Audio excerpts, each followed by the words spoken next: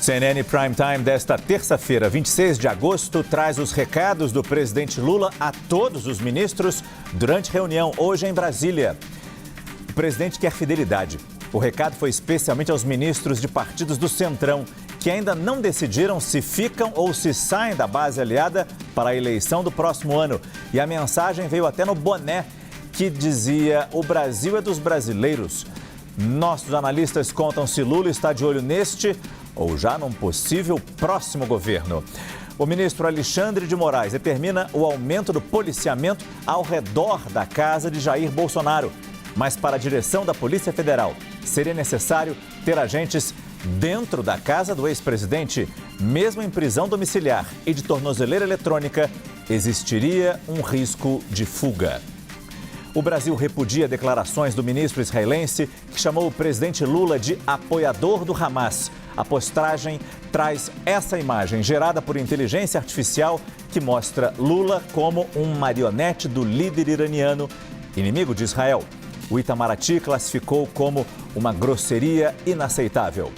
Nos Estados Unidos, decisão de Donald Trump de demitir a diretora do Banco Central agita o mercado financeiro. O Fed diz que Lisa Cook só sai com decisão judicial e continuará exercendo suas funções. A analista de economia Thaís Herédia traz o quanto Donald Trump desafia a independência do Banco Central com essa atitude. Aqui no Brasil, prévia da inflação cai 0,14% no mês de agosto e tem o primeiro recuo em 2 anos. Alimentos e transportes puxaram essa queda. Falta de chuva e baixo nível de reservatórios obrigam a redução da pressão do fornecimento de água em toda a região metropolitana de São Paulo. E uma enorme tempestade de areia deixa milhares sem energia nos Estados Unidos.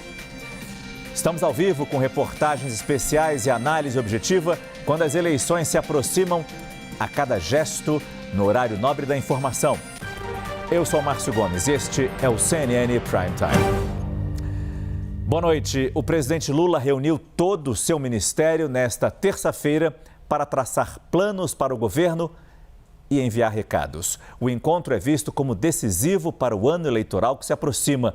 E isso ficou bem claro desde o início, a começar pelo tom de campanha que a reunião teve com o presidente e seus ministros, usando bonés com os dizeres: o Brasil é dos brasileiros. E com o ministro Sidônio Palmeira apresentando este novo slogan do governo: Governo do Brasil, do lado do povo brasileiro. Ainda de olho nas eleições de 2026, o presidente cobrou fidelidade. E aí é impossível não lembrar que alguns prédios da Esplanada estão entregues a partidos do Centrão, partidos que não defendem e até votam contra o governo em projetos importantes no Congresso. Nessa parte da reunião, o recado foi duro e direto. Vamos detalhar tudo isso ao longo desta edição do CNN Prime Time com nossos repórteres e analistas, inclusive as falas direcionadas ao presidente americano Donald Trump e a Eduardo Bolsonaro, quando o presidente Lula afirmou que ele é um traidor da pátria e defendeu a perda do cargo do deputado. Começamos com a repórter Luciana Amaral, ao vivo de Brasília. Boa noite, Luciana. Boa noite, Márcio. Muito boa noite a todos que nos acompanham aqui no Prime Time. Excelente terça-feira a todos. Olha, Márcio, essa reunião ministerial foi permeada principalmente pela defesa da soberania nacional. Não é à toa que a gente viu o presidente Lula, também os ministros, usando bonés azuis com o escrito "O Brasil é dos brasileiros". O governo, então, aproveitou a oportunidade para lançar o novo slogan. Sai a frase União e Reconstrução e entra do lado do povo brasileiro. Internamente, o Planalto já vinha mesmo estudando trocar o mote do governo federal, avaliava que o anterior já estava ficando um pouco velho, um pouco sem sentido. Agora, então, o governo vem com esse novo slogan na tentativa de reforçar o patriotismo, especialmente, é claro, diante das sanções e do tarifaço dos Estados Unidos. A defesa, então, como eu falei, da soberania, do multilateralismo multilateralismo foi o que permeou essa reunião. Lula disse que o Brasil é um país soberano, é mesmo o discurso político adotado pelo presidente, ainda mais que a popularidade dele tem crescido desde o tarifaço. A reunião em si, aqui no Palácio do Planalto, durou cerca de 3 horas. Começou às 10 da manhã, foi até mais ou menos 1h da tarde. E o presidente Lula, é claro, fez cobranças, ministros também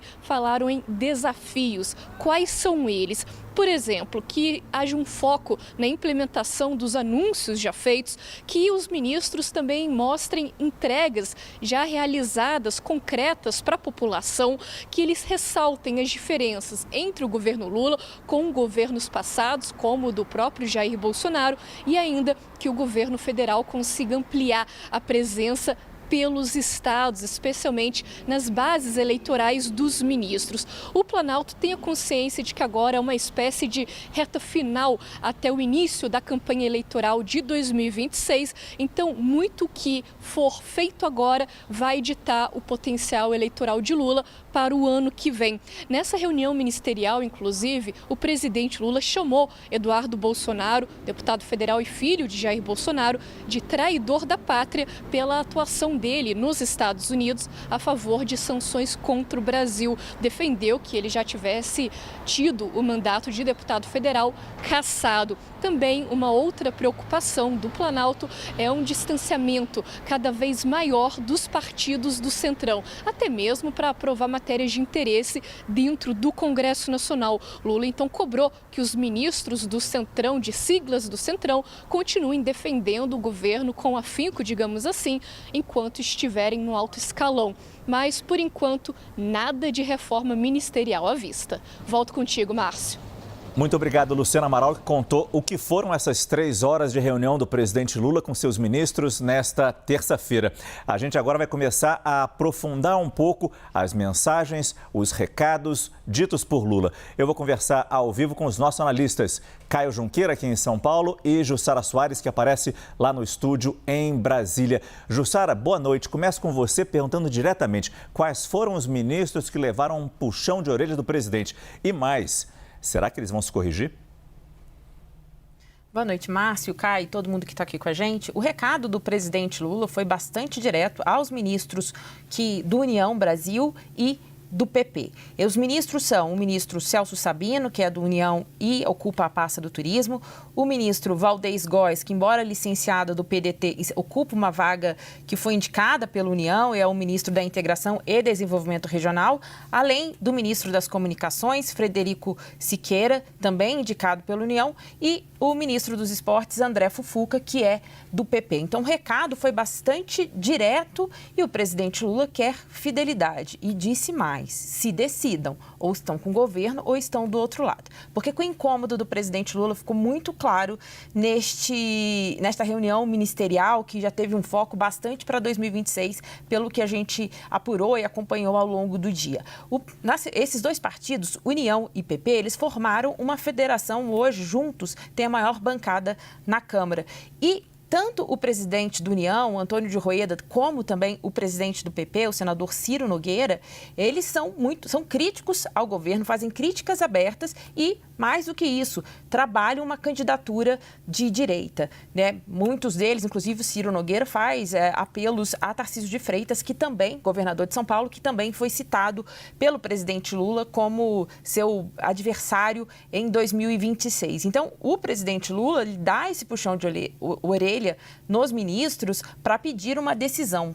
Quer, obviamente, que daqui para frente faça uma defesa explícita do governo, porque vem incomodando muito. Nos últimos dias, a gente vem acompanhando aqui em Brasília, especificamente, reuniões desses líderes, desses partidos, inclusive com governadores de direita, e o presidente Lula foi cobrar. Pela primeira vez há algum tempo, o presidente não queria mexer com isso, mas agora, diante ali dessa movimentação pró-direita e dessa definição caminhando para 2026, o presidente Lula quer que eles se decidam. Bem, Por outro lado, essa cobrança do presidente Lula, Márcio, vai muito de acordo com o que o próprio Ciro Nogueira e Rueda vem cobrando nos bastidores, vem falando de um desembarque. Tem ali um papo de que, olha, eles estão ali pela cota pessoal, por decisão pessoal deles para integrarem o governo. Mas nos últimos dias vem aumentando também essa pressão dos caciques das duas siglas para que esses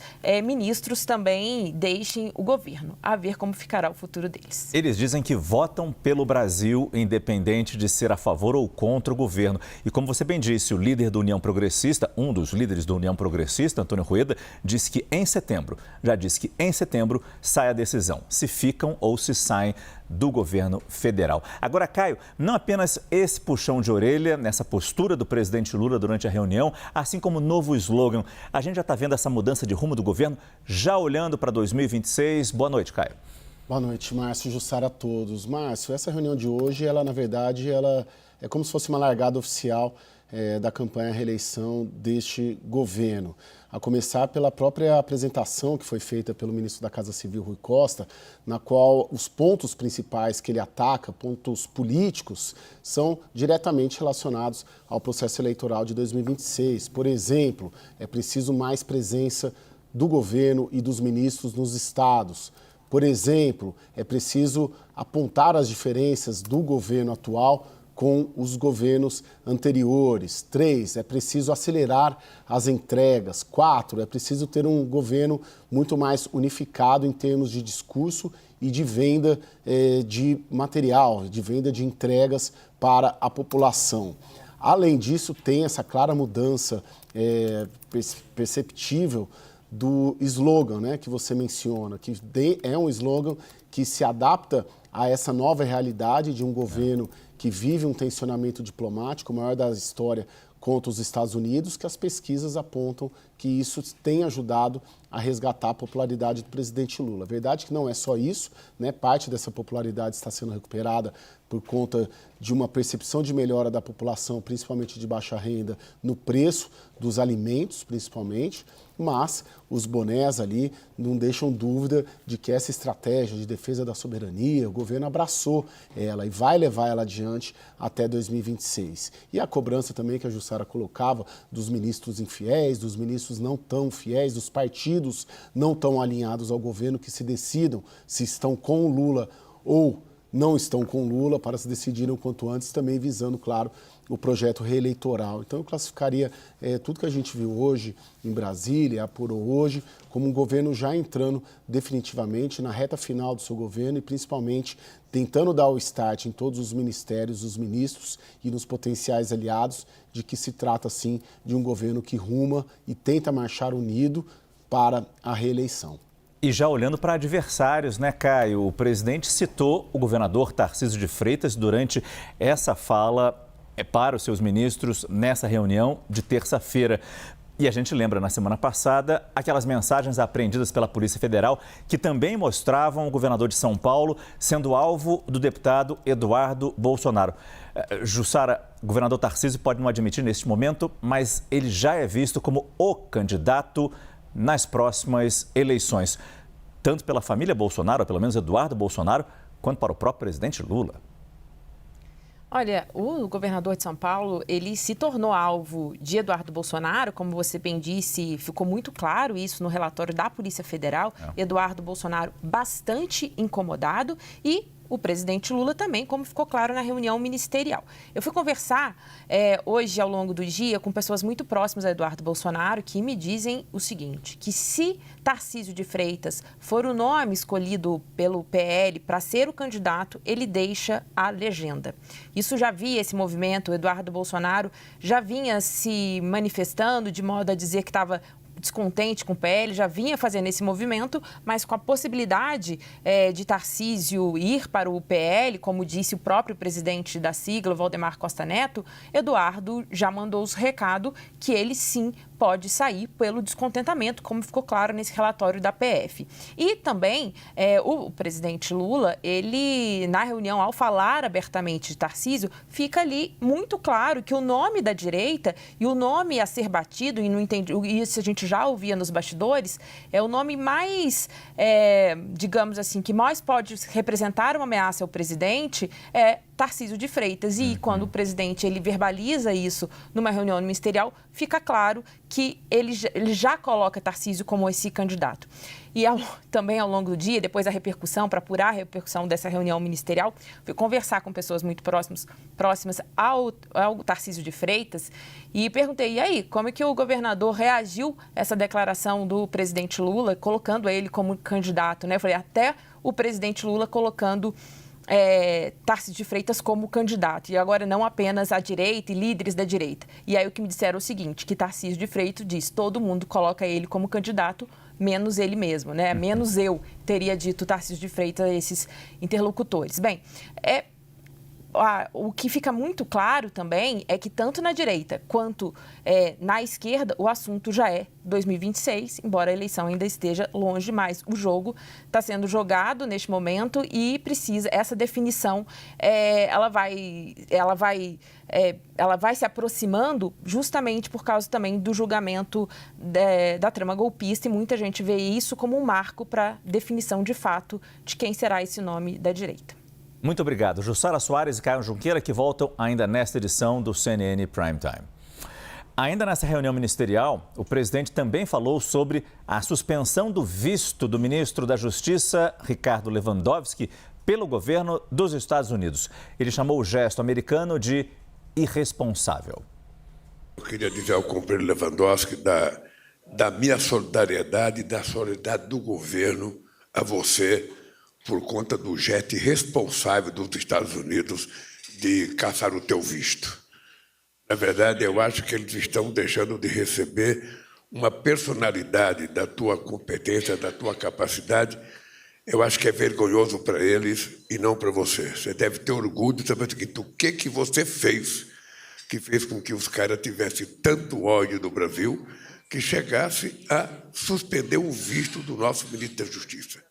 Essas atitudes são inaceitáveis, não só contra o Lewandowski, mas contra os ministros da Suprema Corte, contra qualquer personalidade brasileira.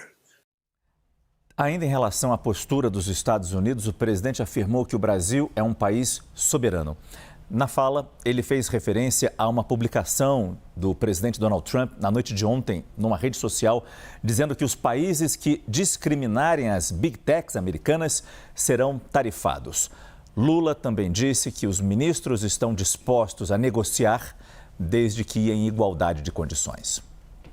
Ele publicou no Twitter dele ou no portal dele, não sei, uma nota ameaçando outra vez que quem mexer com as Big Techs deles vai sofrer as consequências. E ameaça qualquer país. As Big Techs é um patrimônio americano e que ele não aceita que ninguém mexa. Não, isso pode ser verdade para ele. Para nós, ele é um patrimônio americano, mas não é nosso patrimônio. Nós somos um país soberano, nós temos uma Constituição, nós temos uma legislação. Eu quero comunicar à imprensa que esse homem aqui, aquele homem ali que é o Haddad e aquele ali que é Mauro Vieira, estão 24 horas por dia à disposição de negociar com quem quer que seja o assunto que for, sobretudo na questão comercial. Estamos dispostos a sentar na mesa em igualdade de condições. O que não estamos dispostos é sermos tratados como se fossem subalternos.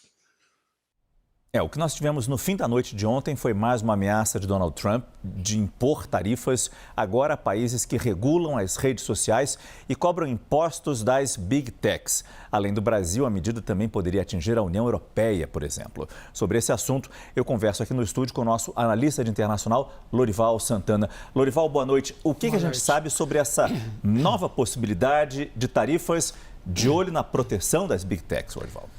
Boa noite. Exatamente. O presidente Trump tem esse plano de adotar uma forma de barreiras comerciais para pressionar a União Europeia e o Brasil contra o imposto que a União Europeia e o Brasil adotaram de até 15% contra serviços que não têm essa taxação de até 15% no seu país de origem. Isso foi realmente criado para as plataformas digitais americanas, que são responsáveis por grande parte da compensação do déficit comercial que os Estados Unidos sofrem. Elas repõem uma parte disso nas transações correntes dos Estados Unidos, com um volume gigantesco de dólares que são enviados para os Estados Unidos por esses serviços. Quanto que uma Amazon não vende? Exato. E aí, na negociação entre Estados Unidos e União Europeia, negociação comercial, eles, embora tenham anunciado um acordo, essa questão não foi resolvida. Então, o presidente Trump tem o duplo objetivo de pressionar a União Europeia e também de pressionar o Brasil, por razões distintas, né? Embora a questão seja comum aos dois. Ele acena com tarifas, como você disse, mas também com tolher o acesso aos chips mais sofisticados dos Estados Unidos, tanto à União Europeia quanto ao Brasil. É a mesma ferramenta, a mesma arma que foi usada contra a China, mas ele teve de recuar, porque quando ele acionou essa ideia de tolher chips sofisticados para a China então baniu as licenças para exportação dos minerais estratégicos para os Estados Unidos.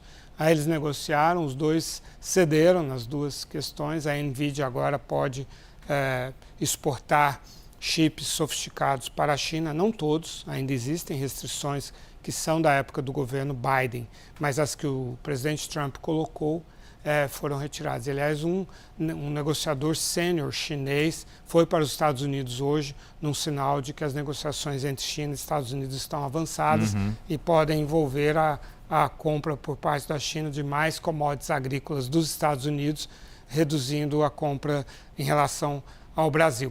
Mas são mecanismos de pressão para que a União Europeia e Brasil abram mão não só desse imposto que eu citei, mas também das regulações em relação aos conteúdos.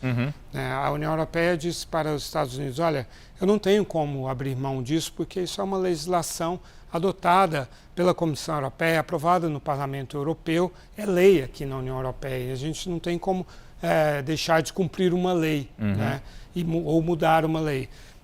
E com o Brasil não existe nem sequer uma negociação, né? Existe só a pressão americana. Então é nesse ponto em que a gente está, ainda não sabemos os detalhes dessas medidas. Ao mesmo tempo que ainda estamos negociando no Congresso Nacional como será feita a regulação de Big Techs. É verdade. Obrigado, Lorival Santana. Ainda durante a reunião ministerial, o presidente Lula disse que o deputado Eduardo Bolsonaro, filho do ex-presidente Jair Bolsonaro, é um traidor da pátria. Não existe nada que possa ser mais grave do que uma família inteira ter um filho custeado pela família, um cidadão que já deveria ter sido expulso da Câmara dos Deputados, insuflando com mentiras e com hipocrisias um outro Estado contra o Estado Nacional do Brasil. Isso é inexplicável. Nós vamos ter que fazer disso uma frente de batalha no campo da política, não é no campo do governo, para que a gente possa fazer com que esse país, seja respeitado. Não é possível. Eu não conheço na história desse país algum momento em que um traidor da pátria teve a disfarçatez de mudar para o país em que ele está adotando como pátria, ele está adotando os Estados Unidos como pátria, negando a sua pátria e tentando insuflar o ódio de alguns governantes americanos contra o povo brasileiro. Outra notícia importante que veio hoje de Brasília. O ministro Alexandre de Moraes, do Supremo Tribunal Federal, determinou o reforço do policiamento ao redor do condomínio onde fica a casa do ex-presidente Jair Bolsonaro, a uma semana do julgamento sobre o plano de golpe de Estado. Para a Polícia Federal, isso é pouco. Seria necessário ter agentes dentro da casa do ex-presidente para reduzir o risco de fuga. A repórter Thaisa Medeiros tem as atualizações ao vivo direto de Brasília, porque o ministro também determinou o monitoramento em tempo integral da tornozeleira eletrônica utilizada pelo ex-presidente Bolsonaro. Boa noite, Thaisa. Exatamente, Márcio. Boa noite a você e a todos que nos acompanham por aqui. Essa determinação de Alexandre de Moraes atende a um pedido do diretor-geral da Polícia Federal, Andrei Rodrigues, que trouxe essa preocupação, com uma possibilidade de fuga ou pedido de refúgio na Embaixada dos Estados Unidos e sugeriu o policiamento ostensivo e também o monitoramento da tornozeleira eletrônica em tempo integral. Então, Alexandre de Moraes aceitou esse pedido, além da PGR também acatar o pedido, então fez essa determinação. De acordo com o despacho, a Polícia Penal do Distrito Federal fica responsável então pelo policiamento e aí fica a cargo deles esse policiamento ser com o carro caracterizado, com os uniformes também dos policiais ou então a paisana, de forma descaracterizada, de acordo com o que acharem melhor para proceder essa determinação. E quando justificou essa determinação, Alexandre de Moraes disse que a mesma preocupação se intensifica, especialmente com a conclusão do julgamento do qual o ex-presidente é alvo, que está em vias de ser finalizado no dia a partir do dia 2 de setembro. Então, essa preocupação também se evidencia. E aí, um outro ponto é trazido por Moraes também, que foi levantado pelo deputado federal Lindbergh Farias, a respeito da questão da proximidade geográfica da casa de Bolsonaro com a embaixada, o que seria um risco de fuga muito rápido, seriam só 10 minutos para chegar na embaixada. E aí, diante disso, é que a Polícia Federal traz um novo ponto, de que, por conta da proximidade e também da necessidade do policiamento, seriam necessários os agentes dentro da residência de Jair Bolsonaro. Esse pedido já foi encaminhado à PGR e aguarda essa manifestação do Procurador-Geral da República. Volto com você, Márcio. Thaisa, não é nem para saber se a determinação do ministro Alexandre de Moraes já está sendo cumprida ou não, mas só você olhando aí ao redor, diante do que você está do condomínio, da entrada principal do condomínio de Jair Bolsonaro, existe algum carro da Guarda Metropolitana, do Distrito Federal, da cidade de Brasília, da Polícia Militar? Você vê algum policiamento de forma geral neste local? Você que já esteve aí tantas vezes? Carros caracterizados a gente não vê não, Márcio. A gente vê uma grande movimentação por aqui, tanto da imprensa quanto de curiosos, mas o carro identificado da Polícia Penal a gente não enxerga. Então, não se sabe onde eles estão exatamente, se já estão por aqui. Tem outra portaria também aqui no condomínio, do outro lado, então pode ser que estejam do outro lado. Existem muitas possibilidades para esse policiamento que vai ser determinado de acordo com o que a Polícia Penal achar mais estratégico. Então, no momento a gente não vê aqui essa movimentação da polícia em si, mas há muita movimentação sim aqui na rua. Observações importantes da nossa repórter Thaisa Medeiros lá em Brasília. Obrigado, Thaisa. Boa noite. Eu falo de novo com Caio Junqueira e Jussara Soares. Caio, esse aumento do policiamento ali na região da casa de Jair Bolsonaro. Claro, essa mensagem da Polícia Federal também dizendo que não basta isso. É preciso ter agentes dentro da casa do ex-presidente. Como isso afeta o clima geral, às vésperas que estamos do julgamento de Jair Bolsonaro e dos outros réus desse núcleo 1 da trama golpista lá no Supremo? Márcio, vai se criando um ambiente cada vez mais certo, algo que já sabíamos, de uma condenação e de uma condenação à prisão. Na prática, essas decisões mais recentes do Supremo Tribunal Federal, elas colocam já o Jair Bolsonaro praticamente quase num regime fechado. É um regime fechado dentro da sua casa, uma prisão domiciliar, mas vai se criando ali quase que um ambiente de aceitação para fora do Supremo Tribunal Federal sobre essa iminência ali dessa condenação à prisão do ex-presidente Jair Bolsonaro, porque conforme vão tendo, semana a semana, uma decisão, uma cautelar, uma tornozeleira, uma proibição de se manifestar, de ir às redes sociais, de interlocução com outros agentes políticos, outros réus, de certa maneira, a pena, que nós sabemos qual será, que será uma pena de prisão, a soma das penas que o Jair Bolsonaro deverá levá-lo, sim, a uma prisão em regime fechado. Inclusive, a Polícia Federal já tem, inclusive, onde colocar o ex-presidente. Isso vai se criando ali um ambiente de aceitação do lado de fora dessa circunstância que o ex-presidente da República terá em sua vida a partir, mais ou menos, ali de outubro, né, setembro, outubro, a depender dos recursos que serão apresentados. E aí, Jussara, é importante a gente tentar descobrir, né, como é que a defesa de Jair Bolsonaro reagiu à decisão de hoje do ministro Alexandre de Moraes, a possibilidade levantada pela Polícia Federal de colocar policiais dentro da casa, não basta na porta, tem que ter a gente dentro da casa junto com o ex-presidente. Eu conversei com o advogado Paulo Cunha Bueno, que é um dos defensores do ex-presidente Jair Bolsonaro, e ele reagiu a esse pedido da Polícia Federal ao ministro Alexandre de Moraes para que agentes da Polícia Federal fiquem dentro da casa de Bolsonaro, com o argumento de que isso poderia evitar uma fuga. O que me disse o advogado de Bolsonaro? Ele disse que esse pedido é uma medida constrangedora, desnecessária e contraria a decisão do próprio ministro Alexandre de Moraes, que na sua decisão preservou a inviolabilidade do domicílio, da casa de Bolsonaro. E aí ressalta o seguinte: Bolsonaro vive na casa dele com a esposa, a ex-primeira-dama Michele Bolsonaro, uma filha adolescente e também uma entidade. Abre aspas para o que me disse o advogado. Não tem cabimento colocar equipe na casa dele, sendo que o objetivo pode ser alcançado com a permanência externa da equipe de policiais, ou seja, essa decisão do ministro Alexandre de Moraes de ter esse policiamento do lado de fora da residência do ex-presidente. Segundo também me disse, com esse pedido da Polícia Federal ao ministro Alexandre de Moraes para que tenha agentes dentro da casa de Bolsonaro, segundo ele, fica a impressão de querer gerar um constrangimento desnecessário. Eu também, saiu há pouco esse pedido da PF e fui conversar com aliados do ex-presidente que dizem o seguinte, que se atendido esse pedido por parte do ministro Alexandre de Moraes, será preferível que Bolsonaro seja preso realmente numa prisão, né? Agora ele está numa prisão domiciliar, mas que isso, e claro, há uma reação em bloco, quase unânime, criticando esse pedido da Polícia Federal.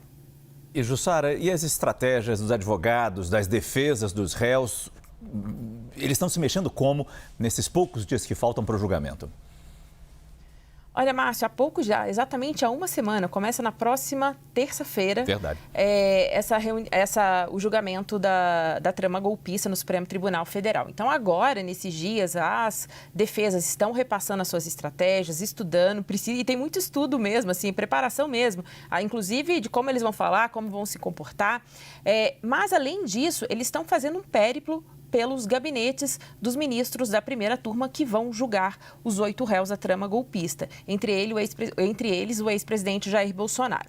Eles percorrem os gabinetes, alguns de fato conseguem encontrar pessoalmente com os ministros, e aí eles apresentam os memoriais das defesas, que é como se fosse um resumo dessas alegações, a defesa que será feita oralmente nesse julgamento. Então, ele já tem preparado um documento que é esse resumo chamado de memoriais, e aí eles vão indo nos gabinetes, alguns conseguem, como eu disse, encontrar com esses ministros para poder falar, para poder ali manifestar, antecipar um pouco do que será apresentado pessoalmente nesse julgamento. Então, daqui até a próxima semana, nos próximos dias, conversei com diversos advogados, hoje eles estão nessa empreitada de buscar os ministros e apresentar esse resumo, esses memoriais da defesa, para aí sim a gente acompanhar na próxima semana o julgamento.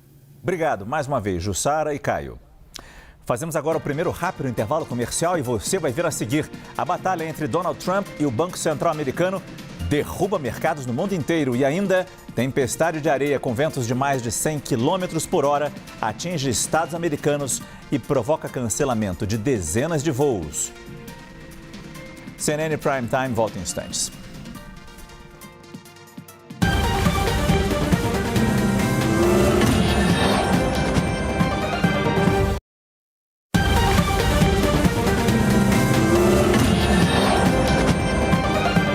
Estamos de volta com o CNN Prime Time. Muito obrigado pela sua presença no nosso CNN Prime Time e, claro, na tela da CNN Brasil. A gente vai agora para o noticiário internacional, porque lá nos Estados Unidos, Donald Trump pediu pena de morte para os casos de homicídio na cidade de Washington. Mas há dúvidas sobre como isso poderia funcionar na prática, já que a capital americana está sob intervenção na segurança pública federal, uma medida que é polêmica, mas que Trump ameaça adotar em outras cidades de tradição democrata. Esse foi um dos temas discutidos numa reunião de gabinete que Trump fez hoje com todos os seus secretários lá na Casa Branca. Reunião que se estendeu por mais de 3 horas. If somebody kills somebody in the Capitol, Washington, D.C., we're going to be seeking the death penalty. And that's a very strong preventative. And everybody that's heard it agrees with it. I don't know if we're ready for it in this country, but we have it. We have no choice. Esse foi apenas um dos temas levantados nessa reunião que Donald Trump teve na Casa Branca. Outro, certamente, foi o embate entre Lisa Cook, a integrante do Conselho do Banco Central norte-americano, que está provocando a ira de Donald Trump. Segundo o próprio Federal Reserve, ela deve ir à justiça contra o pedido de demissão anunciado por Trump. Quem está acompanhando toda essa história muito de perto é a nossa correspondente Priscila Yazbek, que fala com a gente ao vivo, direto de Nova York. Boa noite, Priscila. Oi, Márcio. Boa noite a todos que nos acompanham. Donald Trump, então, tomou essa decisão ontem pela manhã, uma decisão sem precedentes em toda a história de 111 anos do Fed, e logo depois Lisa Cook disse por meio do seu advogado que não renunciaria, e hoje o seu advogado disse que vai levar o caso à justiça e disse que a tentativa de Trump de demiti-la não tem base em fatos ou na lei. Ela, que foi indicada por Joe Biden em 2022, foi reconduzida ao cargo em 2023, portanto, seu mandato vai até 2038, e ela também é a primeira mulher negra a fazer parte do Conselho do Federal Reserve, do Banco Central americano. Trump não pode demitir um membro do Conselho do Fed que tem independência, mas ele recorreu a um artigo da lei do Federal Reserve que diz que o presidente poderia fazer isso em caso de demissão de justa causa. E aí ele alegou que ela cometeu fraudes imobiliárias, dizendo que ela tinha 2 casas como sua residência principal para conseguir obter taxas mais vantajosas em um financiamento imobiliário. E essa acusação foi feita inicialmente pelo diretor de um órgão regulador imobiliário, que inclusive já tinha feito acusações semelhantes sobre o presidente do Fed, o Jerome Powell, e também sobre um senador e sobre uma procuradora de Nova York, que já tinham envolvido e já tinham comandado e conduzido inquéritos contra Donald Trump anteriormente. O comunicado do Fed, Márcio, como você disse, do Banco Central americano, diz que Lisa Cook vai contestar essa ação no tribunal e buscar uma decisão que vai confirmar sua capacidade de continuar a cumprir suas funções, e também disse que longos mandatos e proteções de remoção de membros servem como uma salvaguarda vital, garantindo que as decisões de política monetária sejam baseadas em dados, análises econômicos e também interesses de longo prazo. O mercado reagiu de forma negativa a essa demissão de Donald Trump, que ainda vai ser disputada na justiça. O índice dólar, que mede o comportamento do dólar frente a outras moedas, ontem caiu 0,3%, hoje teve uma queda menos acentuada. As bolsas tiveram um fechamento positivo, mas por causa de ações ligadas à tecnologia, mas houve muita turbulência, e os títulos de longo prazo do Tesouro aqui dos Estados Unidos mostraram um aumento dos rendimentos, mostrando uma queda na credibilidade ali do Fed olhando para o futuro. Uma última informação, Márcio, importante. Em fevereiro vai ter uma renovação dos presidentes regionais do Fed. O Fed tem um conselho formado por 7 membros e 12 presidentes regionais que se revezam para tomar as decisões de política monetária. São 12 membros que tomam as decisões de política monetária. Se Lisa de fato sair, Donald Trump vai ter a maioria do conselho, vai ficar com 4 dos 7 assentos dentro do conselho do Fed. Com isso, poderia influenciar mais nas decisões e também nas aprovações dessa renovação dos presidentes regionais do Fed em fevereiro do ano que vem. Eu volto com você. Muito obrigado, Priscila Yazbek, que falou com a gente direto de Nova York. É importante a gente seguir nessa explicação sobre o que envolve essa tensão entre o Federal Reserve, o Banco Central americano, e o presidente dos Estados Unidos. Por isso a gente tem aqui no estúdio nosso analista de economia, Thaís Herédia. Vamos entender melhor, vamos aprofundar quem é Lisa Cook, Thaís. Boa noite. Márcio, boa noite para você, boa noite a todos. A Lisa Cook está fazendo parte de um momento inédito do Banco Central dos Estados Unidos, que tem a sua independência formal há mais de 70 anos e é um Banco Central que existe há mais de 100 anos. Nunca aconteceu nada parecido com o ataque que Donald Trump está fazendo agora a essa instituição. E a Lisa Cook, ela já tem, como a gente ouviu da Priscila Yazbek agora, ela já tem essa marca de ser a primeira mulher negra a fazer parte da mesa da diretoria geral do Banco Central americano e passa a ser, então, o alvo, né, desse ataque de Donald Trump ao Banco Central dos Estados Unidos. Vamos dar uma olhada aqui, Márcio, para a gente entender a biografia da Lisa Cook, porque eu acho que a biografia dela fala muito sobre como as instituições nos Estados Unidos, mesmo com toda a sua força histórica, né, ainda tem barreiras como essa, por exemplo, de colocar uma mulher negra pela primeira vez no seu board, né? Então vamos lá, ela é formada, Márcio, em filosofia e política com doutorado em economia.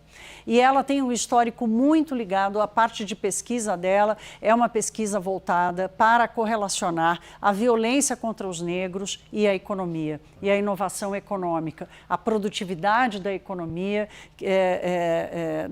americana diante da história de violência contra os afrodescendentes nos Estados Unidos. Né? Então ela começa estudando filosofia, ela passa pela política, depois pela economia e chega a fazer um doutorado em economia. Ela foi professora da Universidade de Harvard, ela atuou, teve uma atuação muito forte no Departamento de Tesouro dos Estados Unidos, foi professora na Universidade de Michigan, onde ela atuou bastante tempo também. Ela atuou no Conselho de Assessores Econômicos do ex-presidente Barack Obama. Olha isso. E em maio de 2022, ela se torna, então, membro do Conselho de Governadores do FED, que aqui a gente chama de diretores. Lá eles têm o nome de governadores do FED. E em setembro do ano passado, como a Priscila nos disse, ela é reconduzida e empossada para o mandato. A Lisa assume essa posição, uma posição de uma mesa composta por 7 membros, do Conselho de Governadores do FED. Eles têm uma composição diferente da nossa, né? O Federal Reserve nos Estados Unidos tem várias direções, várias sedes estaduais. Vamos dar uma olhada aqui na outra tela para a gente entender da composição desse conselho, Márcio, e a importância da Lisa Cook nesse debate, né? O Donald Trump indicou o Waller e a Bauman, a Michelle Bauman, no seu primeiro mandato. E agora, com o pedido de renúncia de uma das 7 membros, a Adriana Kugler, ele indica Stephen... Não é Milan, eu vou lembrar o nome dele já. Ele faz a indicação de um terceiro conselho de um terceiro membro para o conselho e passa a ter, então, 3 votos. Esse novo indicado ainda não foi confirmado. Passa, então, a ter 3 votos a seu favor. Agora, do lado e abaixo de Jeremy Powell, com apoio à condução de Jeremy Powell, nós temos então a Lisa Cook e mais 2 membros que também têm um mandato que vai durar mais tempo. O que Donald Trump está fazendo de ir atrás de Lisa Cook, se ele conseguir demiti-la, ele passa a ter a maioria dos membros. Né? Como a Priscila Yazbek estava nos explicando agora há pouco, são 12 governadores estaduais do FED e todos os anos eles fazem um revezamento. A decisão da taxa de juros é tomada por esses 7 e mais 5 desses 12 governadores estaduais, né? E eles vão fazendo um rodízio. Então, há uma expectativa pela escolha desses próximos 5 do ano que vem, o quanto eles vão estar mais próximos de que grupo, do grupo mais ligado a Donald Trump ou do grupo mais ligado a Jeremy Powell, e o quanto que a instituição vai aguentar até lá. E só lembrando, Márcio, para fechar aqui, a Lisa Cook, no ano passado, quando ela foi confirmada pelo Senado, desculpa, em 2022, quando ela foi confirmada pelo Senado, houve um empate e precisou da Kamala Harris, como vice-presidente, portanto, presidente do Senado, desempatar e dar o voto a ela. Agora, é difícil essa pergunta, sei disso, mas até que ponto a justiça americana vai poder decidir esse caso, já que Trump diz que houve um problema com as hipotecas. Ela pediu hipoteca para uma casa que ela disse que iria morar. Anos depois, ela pediu outra hipoteca para outra casa que ela também disse que iria morar. É confuso, mas até que ponto a justiça americana, se ela realmente entrar na justiça para digamos, enfrentar o presidente americano, até que ponto ela consegue ter ganho de causa nessa discussão? A expectativa hoje, Márcio, é que essa decisão vai acabar subindo para a Suprema Corte. Olha isso. Né? Porque o embasamento da defesa dela é um embasamento que vai buscar desconsiderar a acusação contra ela como uma justa causa pela demissão. Né? Quando ela diz que Donald Trump não pode demiti-la, que é ilegal a demissão, porque a lei prevê que seja por uma justa causa, ela nem investigada ela é. Então, a defesa vai buscar este fundamento, que não há investigação e, portanto, não há justa causa para a defesa dela. Agora, o estrago institucional já está feito, né? E deixa muito claro que Donald Trump não está medindo consequências, ele não considera o valor institucional dessa instituição, dessa agência econômica importante em qualquer economia, mas mais ainda nos Estados Unidos. Estrago institucional e estrago nos mercados, já que esse embate pesou e pesou bastante no mercado financeiro. Foi o que mais impulsionou o dólar hoje, Thaís? Foi, Márcio. E você veja o seguinte, né? Lá fora, a moeda americana, de novo, sofreu uma perda. Ontem à noite foi muito interessante, quando sai a notícia dada pelo próprio Donald Trump de que ele estava demitindo Lisa Cook imediatamente, a gente estava no ar aqui, não deu tempo de eu voltar e dar essa notícia, o dólar despenca no mercado internacional. Aí ele se recupera hoje um pouco, mas ainda assim fecha em queda. Vamos dar uma olhada aqui o que aconteceu no mercado brasileiro. Aqui o que aconteceu é o seguinte, o dólar lá fora caiu, mas aqui ele subiu, porque aqui houve um movimento de risco. Aqui, quando a percepção de risco aumenta, os mercados se movimentam de um jeito diferente, né? E o Brasil, como tinha se desvalorizado, o real tinha se valorizado bastante aqui, tinha uma gordura para ser queimada no câmbio brasileiro. Então, o dólar acabou subindo um pouco e a Bolsa perdeu os 138 mil pontos, Márcio. Muito obrigado, Thaís Herédia. Uma enorme tempestade de areia causou transtornos nos Estados Unidos. A nuvem de poeira avançou sobre o estado do Arizona. As autoridades pediram aos motoristas que evitassem dirigir com as más condições climáticas. Mais de 200 voos foram cancelados no Aeroporto Internacional de Phoenix, a cidade mais populosa do estado. Os ventos chegaram a mais de 100 km por hora. Depois da tempestade de areia, vieram as fortes chuvas, como é possível ver neste vídeo que capturou a passagem da poeira e da chuva no jardim de uma casa. A tempestade derrubou árvores e deixou mais de 60 mil pessoas sem energia. Para este morador do Arizona, o fenômeno foi rápido, mas devastador. This one felt like it was fast but devastating at the same time, so it didn't last. It lasted as long as a normal dust storm would, but the damage that followed it was kind of a bit more. No deserto de Nevada, a tempestade interrompeu o festival Burning Man, que espera reunir 70 mil pessoas até a próxima segunda-feira. Usando óculos e lenços para se proteger da poeira, as pessoas tentavam impedir que a estrutura do festival fosse levada pela ventania.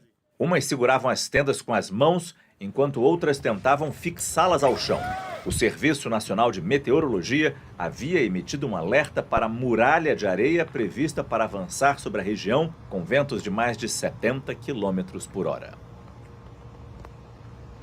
Você imagina você vendo essa muralha de areia na sua direção, para onde você corre, o que você faz? E na costa peruana, mais de 100 portos foram fechados depois que fortes ondas atingiram toda a região. Pelo menos uma pessoa morreu. A vítima era um técnico da Marinha que caiu na água enquanto trabalhava para proteger embarcações no distrito de San José. As ondas causaram danos à infraestrutura e autoridades pediram à população que evite áreas costeiras, medida que preocupou os pescadores. As condições climáticas devem persistir assim até amanhã. Os meteorologistas apontam que a causa foi um anticiclone no Pacífico Sul. O fenômeno gera o aumento de ventos, tanto no mar quanto no continente. Veja a seguir: a Justiça do Rio Grande do Sul reduz penas dos condenados pelo incêndio da Boate Kiss. E ainda, com acordos entre governo e oposição, primeiro dia da CPMI do INSS aprova a convocação de presidentes dos órgãos e ministros da Previdência. CNN Prime Time volta em instantes.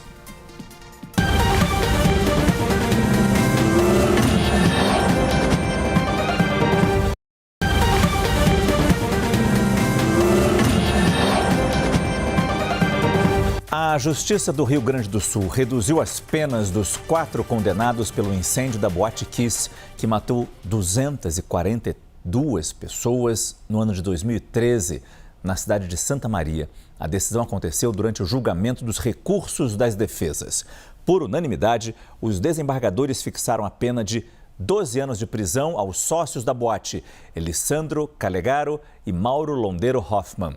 Antes, Elisandro teria que cumprir mais de 22 anos de pena e Mauro mais de 19. Já o músico Marcelo de Jesus dos Santos e o produtor musical Luciano Bonilha Leão tiveram a pena reduzida de 18 para 11 anos de prisão.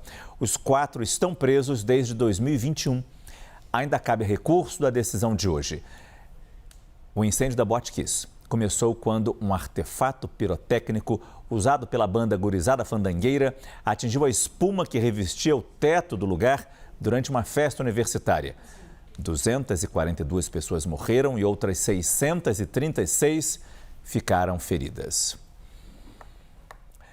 Uma forte chuva de granizo fez a paisagem de uma cidade do Paraná se transformar num cenário de neve. As ruas cobertas pelo gelo e as calçadas completamente branquinhas surpreenderam os moradores do município de Castro. A queda de granizo durou cerca de 10 minutos, mas foi suficiente para encher os pátios das casas, os telhados, os jardins com as pedrinhas de gelo. Apesar da semelhança, não nevou na cidade. A meteorologia explica que o fenômeno foi provocado pela passagem de uma frente fria logo depois de um período de calor, o que favorece a formação do granizo. Com a falta de chuva em São Paulo, a Sabesp, responsável pela distribuição de água no estado, anunciou que vai reduzir a pressão do fornecimento em toda a região metropolitana. Com o período de estiagem, os reservatórios que abastecem a Grande São Paulo chegaram a níveis preocupantes. Desde a maior crise hídrica do estado de 2014, os mananciais não registravam índices tão baixos. O sistema Cantareira, por exemplo, principal reservatório da capital, está com 35,7% da capacidade. No mesmo período do ano passado, o índice era de 57%. Comparando com 2014, o Cantareira, naquela época, estava em 5%. Para reduzir o volume de água distribuída, a Agência Reguladora de Serviços Públicos de São Paulo determinou que a Sabesp crie medidas de contingência para o abastecimento. A partir desta quarta-feira, haverá redução na pressão do fornecimento durante o período noturno. A expectativa é economizar 4.000 litros de água por segundo. A medida é preventiva, busca evitar o desperdício e não vai afetar diretamente os mais de 20 milhões de moradores da região metropolitana. A redução na pressão vai funcionar enquanto a estiagem persistir. De acordo com o Centro de Gerenciamento de Emergências Climáticas de São Paulo, em agosto choveu apenas 8% do esperado para o mês. Foi preso um integrante da torcida do Palmeiras, a Mancha Alviverde, suspeito de participar do ataque ao centro de treinamento do clube. Essas imagens mostram como 5 homens chegaram ao CT do Palmeiras na madrugada do último dia 10, todos com capuz para não serem identificados. Os criminosos atiram bombas no centro de treinamento, que fica na zona oeste de São Paulo. É possível ver explosões que provocam fogo e muita fumaça. O suspeito foi identificado O suspeito preso foi identificado como Gabriel Vieira. A polícia ainda tenta localizar e prender os outros homens que também participaram do ataque. Segundo a polícia, Gabriel também participou de uma emboscada contra o ônibus de torcedores do Cruzeiro em outubro do ano passado na rodovia Fernão Dias. Naquele ato, um homem morreu. Veja a seguir: o Brasil repudia as declarações do ministro israelense que chamou o presidente Lula de apoiador do Hamas e antissemita. A postagem traz uma imagem gerada por inteligência artificial que mostra o presidente Lula como um marionete do líder iraniano, inimigo de Israel. CNN Prime Time volta em instantes.